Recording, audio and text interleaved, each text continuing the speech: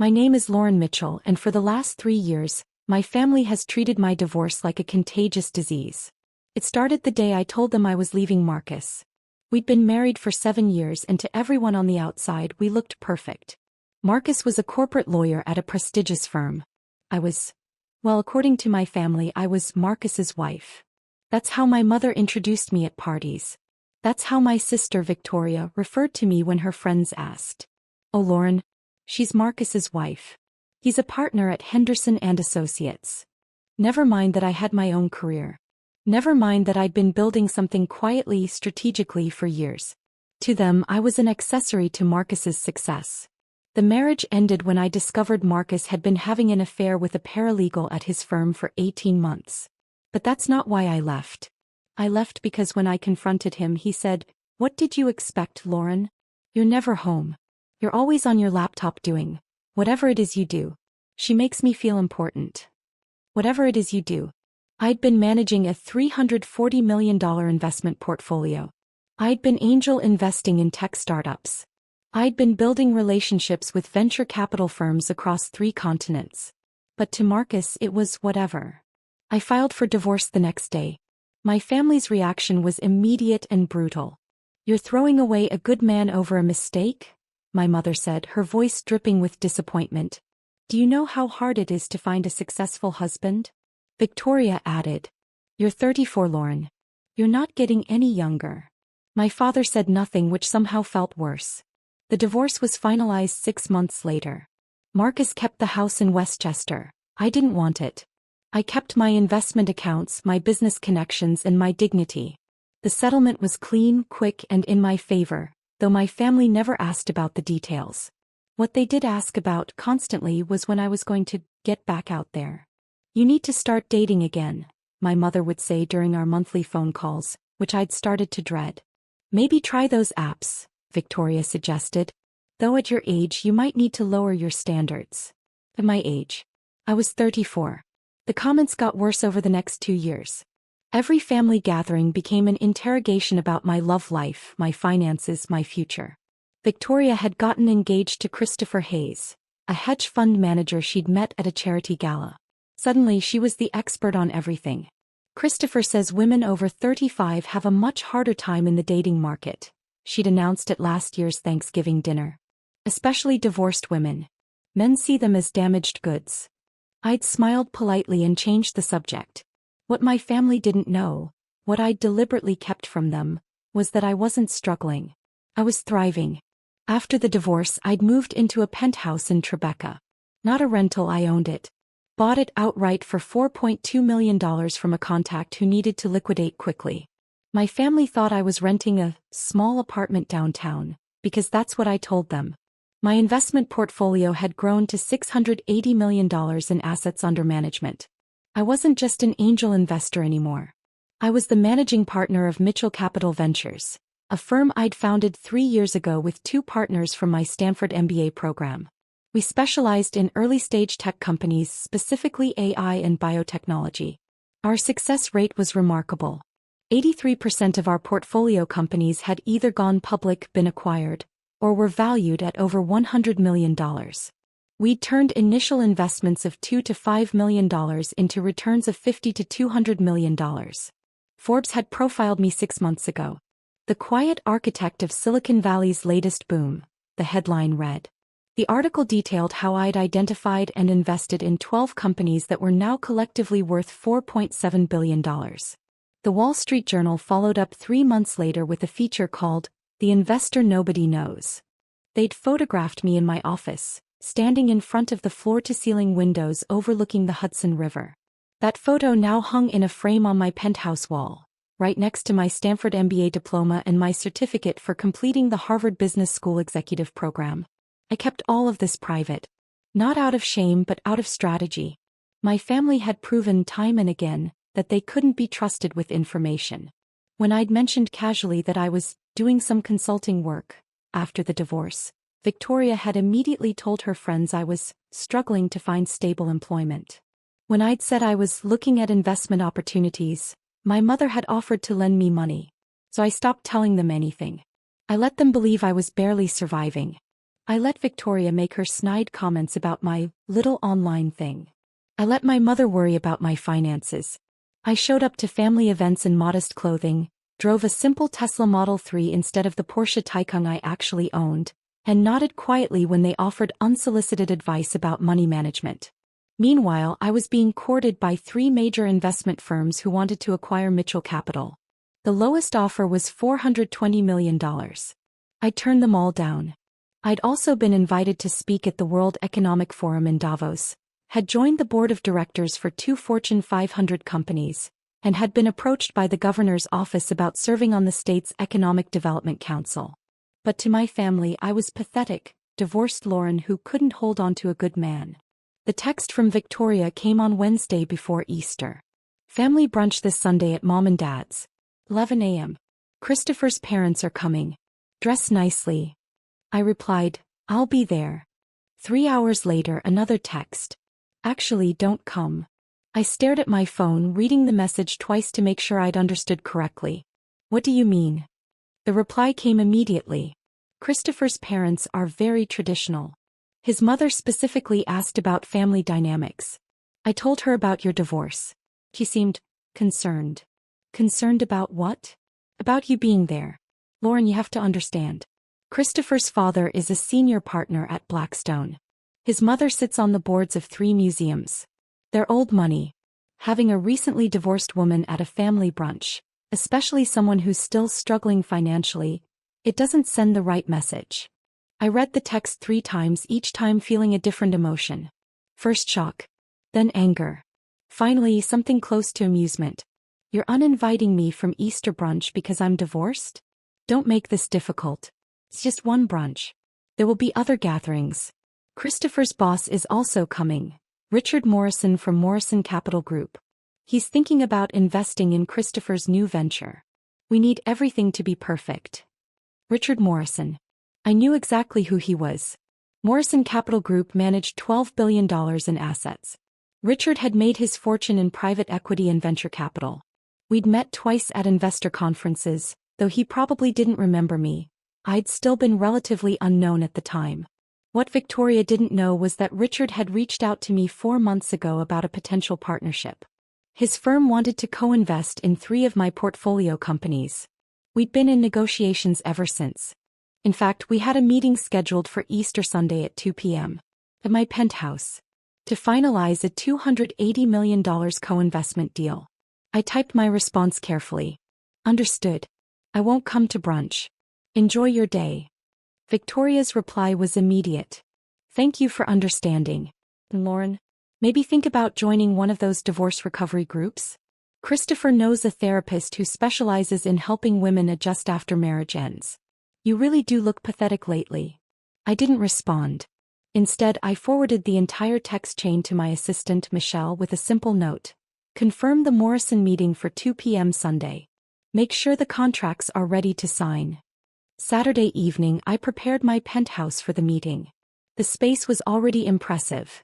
3,200 square feet of open-concept luxury with custom Italian furniture, original artwork from emerging artists I'd invested in, and that view of the Hudson that people paid millions just to glimpse. But for this meeting I wanted everything perfect. Michelle had sent over the final contract drafts. Morrison Capital Group would be investing $280 million across 3 of our portfolio companies, an AI-driven healthcare diagnostics firm, a biotechnology company developing cancer treatments, and a clean energy startup. In exchange, they'd receive equity positions and board seats, while Mitchell Capital maintained controlling interest. The deal would make Morrison Capital one of our largest partners. It would also cement my reputation as one of the most influential venture capital investors in the country. I'd chosen to wear a navy Armani suit for the meeting, professional, confident, expensive without being showy. My Wall Street Journal profile hung prominently in my home office, right where Richard would see it when we reviewed the contracts. That evening my mother called. Victoria told me you're not coming tomorrow, she said, her tone carefully neutral. That's right. She explained about Christopher's parents. About the situation. She did. I think it's very mature of you to understand, Lauren. This is an important day for Victoria. Christopher's family is very well connected. We can't afford any complications. I almost laughed. Complications. I understand completely, Mom. Good. And dear? Victoria mentioned you might benefit from speaking to someone. About the divorce. It's been 2 years now and you still seem so unsettled. I'm perfectly settled, Mom. Are you? Because Victoria said you're still living in that small apartment. Still doing those odd consulting jobs. Honey, at some point you need to accept that your life didn't turn out the way you planned. There's no shame in starting over, but you have to actually start. I thought about my $680 million portfolio. About the $280 million deal I'd be closing tomorrow. About the 3 acquisition offers I'd turned down. About the Forbes profile and the Wall Street Journal feature and the speaking invitation to Davos. You're right, Mom, I said quietly. I'll work on that. After I hung up, I poured myself a glass of wine and stood by the floor-to-ceiling windows, looking out over the city. Somewhere out there my family was preparing for their perfect Easter brunch. They were probably discussing Christopher's brilliant career, Victoria's upcoming wedding, and poor, pathetic Lauren who couldn't get her life together. Let them, I thought. Tomorrow they'd learn the truth. Not from me. But they'd learn. Easter Sunday morning, I woke at 7 a.m. and went for a run along the Hudson River Greenway. The city was quiet, peaceful. By the time I returned to my penthouse, showered and changed into my Armani suit, it was 10:30 a.m. My family's brunch would be starting in 30 minutes. I made coffee and reviewed the Morrison contracts one final time. Everything was in order. Michelle had confirmed that Richard would arrive at 2 p.m. with his legal team. At 11:15 my phone buzzed. A text from Victoria. Brunch is wonderful. Christopher's parents are delightful. His boss Richard is here too, such an impressive man. Thank God you're not here to ruin it with your sad divorce energy. I didn't respond. At 11:47 another text. Richard just asked if Christopher has any siblings. Mom explained about you but said you're going through a difficult time. He was very understanding. Even offered to connect you with someone at his firm who does entry-level work. I told him you'd probably appreciate that since you're struggling. You're welcome. Entry-level work. At Morrison Capital Group. Where I was about to become a $280 million partner. I smiled and set my phone down. At 1:30 p.m. I did a final walkthrough of the penthouse. The contracts were laid out on my office desk. The Wall Street Journal profile was visible on the wall. Everything was ready. At 1:55 p.m., my building's concierge called. Ms. Mitchell, Mr. Morrison and his team are here. Send them up, please. I stood by the windows waiting. The private elevator opened directly into my penthouse. One of the features that had attracted me to the property. At exactly 2 p.m. the doors opened. Richard Morrison stepped out, followed by 2 attorneys and Christopher Hayes. Christopher, Victoria's fiancé. Looking confident and self-assured in his expensive suit, clearly there to impress his boss. The moment Christopher saw me, his face went completely white. Lauren, he said, his voice barely above a whisper. Richard looked between us, confused. You two know each other? She's... Christopher started, then stopped. She's my fiancé's sister. Small world, Richard said pleasantly, then turned to me. Lauren, thank you for hosting. Your assistant said you have the final contracts ready? I do, I said, gesturing toward my office. Please come in. We walked past the living room with its original artwork, past the dining area with its custom table that seated 12, and into my home office. Richard's eyes went immediately to the Wall Street Journal profile on the wall. I remember when that came out, he said. Brilliant piece. Though I have to say the photo doesn't do your space justice. This view is remarkable. Thank you, I said. I find it helps with decision-making. Perspective matters in this business. Christopher was standing frozen in the doorway, staring at everything. The office. The view. The Wall Street Journal profile. The Forbes magazine on my desk with my face on the cover. Richard sat down and began reviewing the contracts. His attorneys flanked him, making notes. Christopher remained standing, looking like he might be sick. Everything looks perfect, Richard said after 10 minutes of review. The terms are exactly what we discussed. Mitchell Capital maintains controlling interest. Morrison Capital gets board seats and equity positions. The $280 million will be transferred in 3 tranches over 6 months. Correct, I said. And you're confident in the valuations? particularly for the healthcare AI company. Extremely confident. They're filing their FDA approval next month. I expect a 400% return within 2 years. Richard smiled. This is why everyone wants to work with you, Lauren. Your track record is impeccable. He signed the contracts. His attorneys signed. I signed. $280 million. Done. Christopher, Richard said, standing up, take notes. This is how you build real wealth. Not by managing other people's money, but by identifying opportunities before anyone else sees them. He turned to me. How did you know about the healthcare AI company? We've been trying to get into their Series B for 6 months. I was their first investor, I said simply.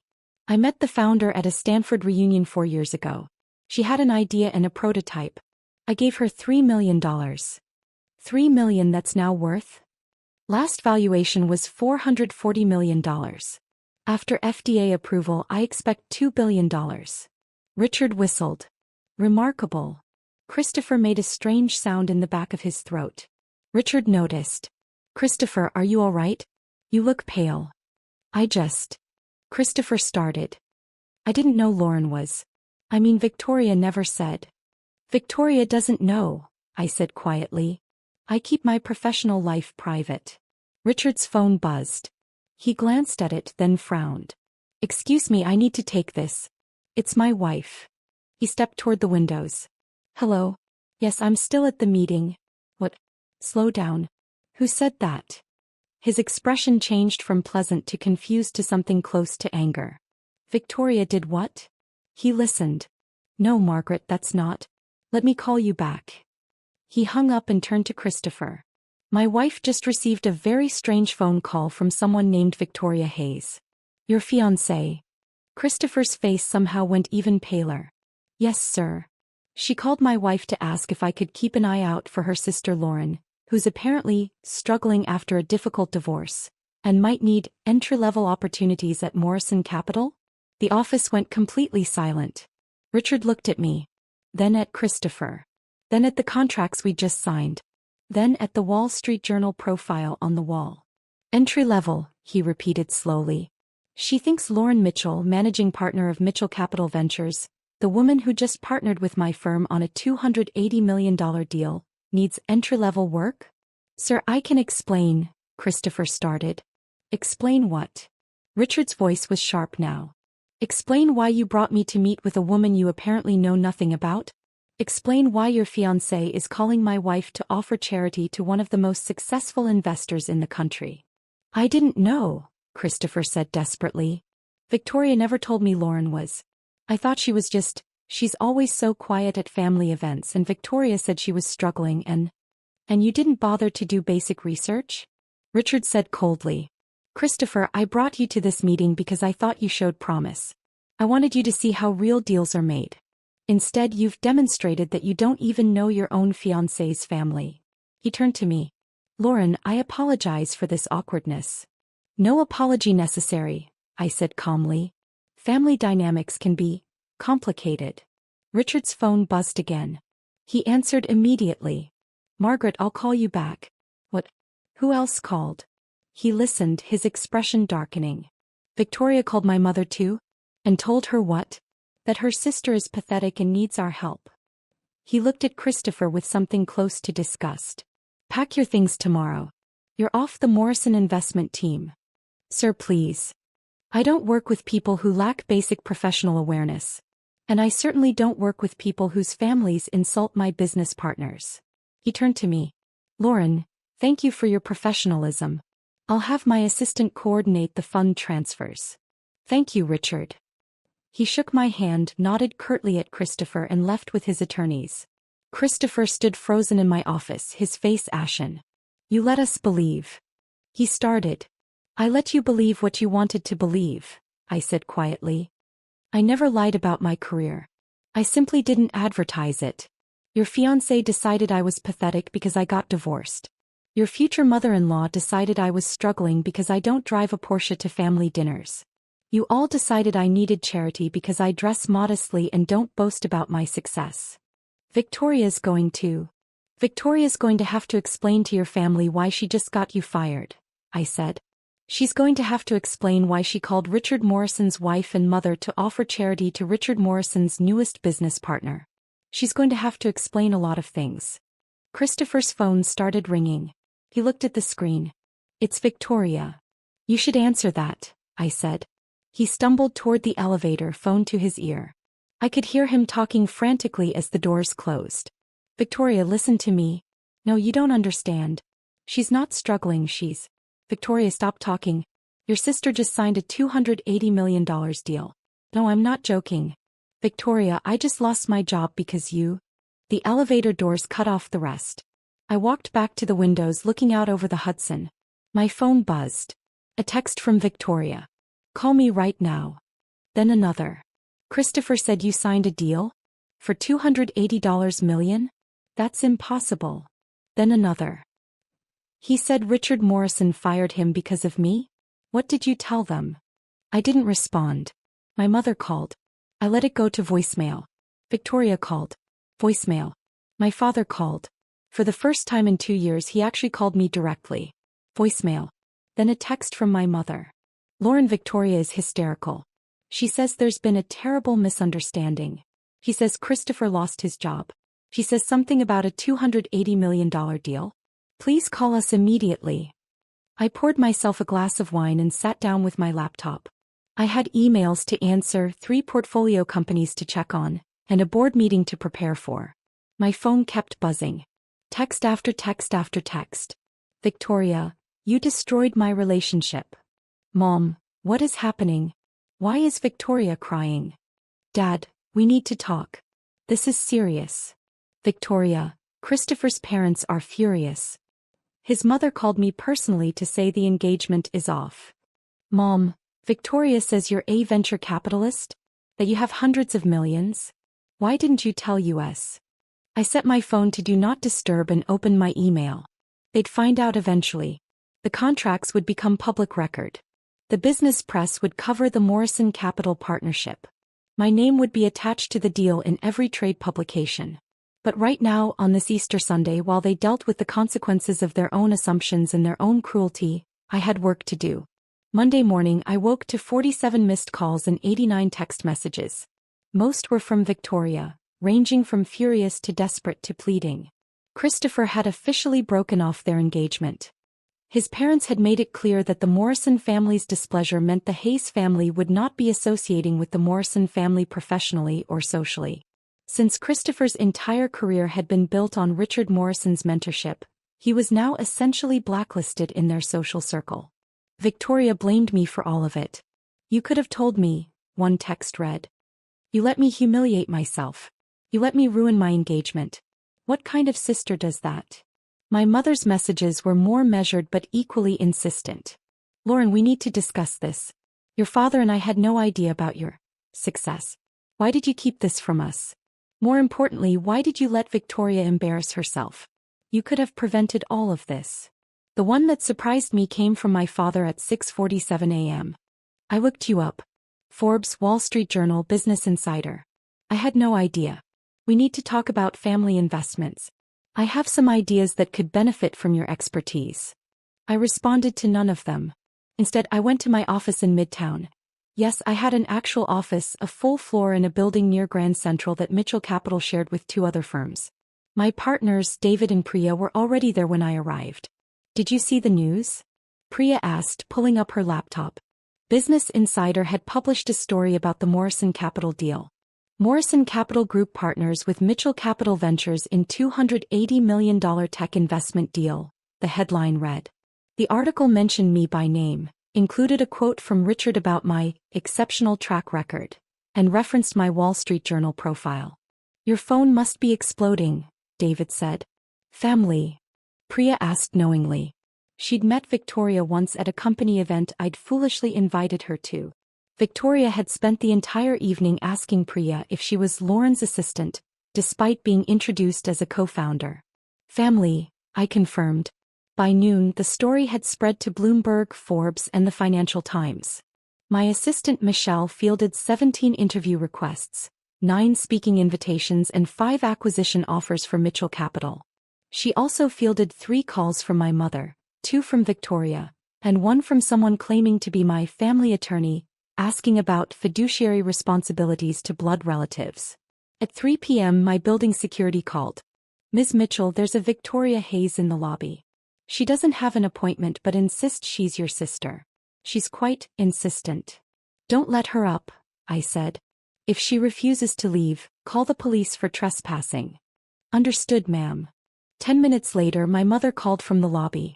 I had security escort her out as well. That evening I received an email from my father. The subject line read, "Family meeting required." The email detailed how, as my parents, they had contributed to my upbringing and education, and therefore deserved transparency regarding significant financial developments. He suggested we meet to discuss appropriate family investment opportunities and equitable distribution of resources. I forwarded it to my attorney with a note. "Please send a cease and desist if this continues." Victoria's messages became increasingly unhinged. And Dad took out a second mortgage to pay for your Stanford MBA. You owe US. I introduced you to Marcus. If IT wasn't for me, you never would have had those years of stability to build your little company. Christopher's family is suing me for defamation. They say I knowingly lied about your financial status to make myself look better. I need a lawyer. You have to help me. I blocked her number. Tuesday morning Richard Morrison's office called. His assistant was pleasant and professional. Mr. Morrison wanted to personally apologize for the awkwardness on Sunday. He also wanted you to know that the incident has been handled. Handled? I asked. Christopher Hayes is no longer with Morrison Capital Group. Additionally, Mr. Morrison has made it clear to his social circle that any business involving the Hayes family would be viewed as problematic. In other words, Christopher and Victoria were socially and professionally radioactive now. That wasn't necessary, I said, though I didn't mean it. Mr. Morrison disagrees. He values his business relationships and doesn't tolerate disrespect toward partners. He also asked me to extend an invitation to you for a dinner next month. Small group, very exclusive. Several investors he thinks you should meet. I'd be honored. After I hung up, Michelle brought in the mail. Among the usual business correspondence was a thick envelope with my parents' return address. Inside was a letter handwritten by my mother. "Lauren, I don't understand why you've shut us out. We're your family. Yes, we may have misjudged your situation, but that's only because you deliberately kept us in the dark. How were we supposed to know you were successful when you never told us? Victoria is devastated. Her engagement is broken, her reputation is ruined, and all because you couldn't be bothered to set the record straight. A simple conversation could have prevented all of this. Your father and I supported you through Stanford. We were there when Marcus left you. We worried about you. And this is how you repay us. By making us look foolish? We deserve better from you. Family deserves better. Call us." I read it twice, then filed it away. They still didn't understand. They thought this was about me keeping secrets. They thought this was about them looking foolish. They couldn't comprehend that this was about years of dismissal, years of being treated as less than, years of watching Victoria be celebrated while I was pitted. They couldn't understand that I hadn't set out to humiliate anyone. I'd simply stopped letting their opinions define me. 3 months later I was in Davos for the World Economic Forum. The speaking invitation had come 6 months earlier, before the Morrison deal, before Easter, before everything. I was part of a panel discussion on the future of venture capital in emerging technologies. The other panelists included 2 former CEOs, a Nobel laureate economist and Richard Morrison.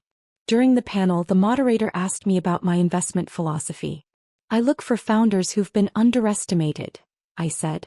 "People who've been told they're not ready, not smart enough, not connected enough. Those are the people who work hardest to prove everyone wrong. That's where I find my best returns." After the panel, Richard and I had coffee. "I heard Victoria tried to sue you," he said. "She did. My attorney handled it. The case was dismissed. And your family? Haven't spoken to them since Easter." He nodded thoughtfully. "My daughter went through something similar. Not as dramatic, but similar. Her family expected her to fail, so when she succeeded they couldn't accept it. They wanted credit for her success or compensation for her using family resources. It got ugly. What did she do? Cut them off completely. Best decision she ever made." He smiled. She's thriving now. CEO of her own company. Happy. Peaceful. That's good to hear. You'll thrive too, Lauren. You already are. He was right. Mitchell Capital had grown to $840 million in assets under management. We'd closed 6 new deals since Easter, including 2 with Morrison Capital Group. Forbes had ranked me number 14 on their list of most influential venture capitalists under 40. I'd also started a foundation focused on funding women entrepreneurs who'd been passed over by traditional venture capital. We'd invested in 17 companies so far. 12 were already profitable. My personal life was exactly as I wanted it. Quiet, private, and entirely my own. I dated occasionally, traveled frequently, and spent my free time mentoring young investors. I'd moved to an even larger penthouse, this one with a private terrace and direct views of both the Hudson River and Central Park. My Stanford MBA diploma hung in my home office next to the Wall Street Journal profile, the Forbes cover, and a new edition. A framed photo from Davos of me standing with 3 other panelists, including a former Secretary of State. One evening in June, I received a wedding invitation. Not from Victoria, she and Christopher hadn't reconciled. From someone else entirely. Sarah Chin, the founder of the healthcare AI company I'd first invested in 4 years ago. The company that was now worth $2.1 billion after FDA approval. She was marrying her partner and she wanted me there. You believed in me when no one else would, her personal note read. You're the reason any of this exists. Please come celebrate with us. I RSVP'd yes immediately. The wedding was beautiful. Small, intimate, filled with people who'd supported Sarah and her partner through their journey. During her toast, Sarah looked directly at me. Lauren once told me that the best revenge is success, she said. She was right. But the better truth is that success isn't revenge at all. It's freedom. Freedom to build the life you want with the people who deserve to be in it. Lauren, thank you for showing me that. Everyone raised their glasses. I smiled, feeling something I hadn't felt in years around family events. I felt like I belonged. Later that evening my phone buzzed. A text from an unknown number. This is Victoria. I got a new number because you blocked my old one. Mom is sick. Stage 3 breast cancer. He's asking for you. I know you hate us, but she's our mother. Please. I stared at the message for a long time. Then I called my assistant. Michelle, I need you to research the best oncologists in New York. Find out who's leading in breast cancer treatment. Get me their contact information. Of course. May I ask why? My mother is sick. I'm going to make sure she gets the best care possible. Send me the information and I'll arrange everything. The bills should be sent directly to me. Will you be contacting your family? No, I said. I'll handle the medical care, but I won't be resuming contact. Please make that clear to the medical team. All communication should go through you. Understood. I hung up and looked out over Central Park. The sun was setting, painting the sky in shades of pink and gold. My family had taught me I was pathetic. They taught me I was a failure. They taught me that my worth was measured by my marriage, my modesty, my willingness to be small. But I taught myself something different. I taught myself that success doesn't need an audience. That strength doesn't need to be loud. That the best way to prove people wrong isn't through confrontation. It's through building something so undeniable that their opinions become irrelevant. My mother would get the best medical care in the country. Because despite everything I wasn't cruel. But she'd get it on my terms, without my presence, without reconciliation, without the redemption arc they probably expected. They called me pathetic.